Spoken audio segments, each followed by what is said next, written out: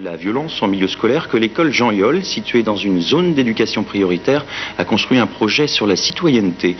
L'établissement vendéen propose du théâtre interactif. Reportage d'Odile Gauthier et Xavier Romand. Mais alors, toi, tu fais bien partie de la bande à Paul. Moi, pourquoi j'aurais pas une bande à moi? Mais la bande à Paul, elle est pas méchante, tandis que la bande à Jimmy, elle est méchante. Ah oui, c'est ça. Elle fait peur à tout le monde. Qui c'est ce Jimmy? Ce Jimmy, c'est l'un des 4 personnages de la pièce, le racketteur qui dicte sa loi à Paul, terrifié et muet. Et tout le spectacle va tourner autour de cette question, Paul va-t-il oser parler? Eh, pas vrai, Paul, que c'était mon ami? Hein? Et l'amitié, c'est bien connu. Hein? Ce qui est à toi est à moi. Hein? Et fais voir ce que t'as dans tes poches ici.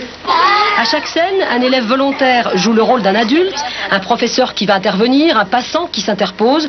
Ensuite, le metteur en scène interroge toute la classe pour décider de la suite des événements. Non, il le raquette là. Non, comment? Il est en train de raqueter ou pas? Non. Oui. Il est en train de raqueter. Et pourquoi il dit t'es mon ami, t'es gentil, il est comme ça? Pour qu'il lui donne l'argent.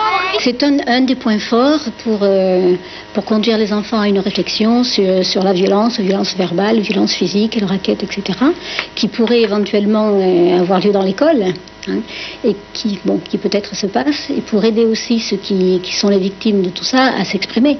On espère qu'avec ce qu'ils ont vu, ils comprendront mieux que par les mots qu'il faut oser parler. C'était bien. Puis ça explique l'histoire du rackettage, ce qu'il ne faut pas faire.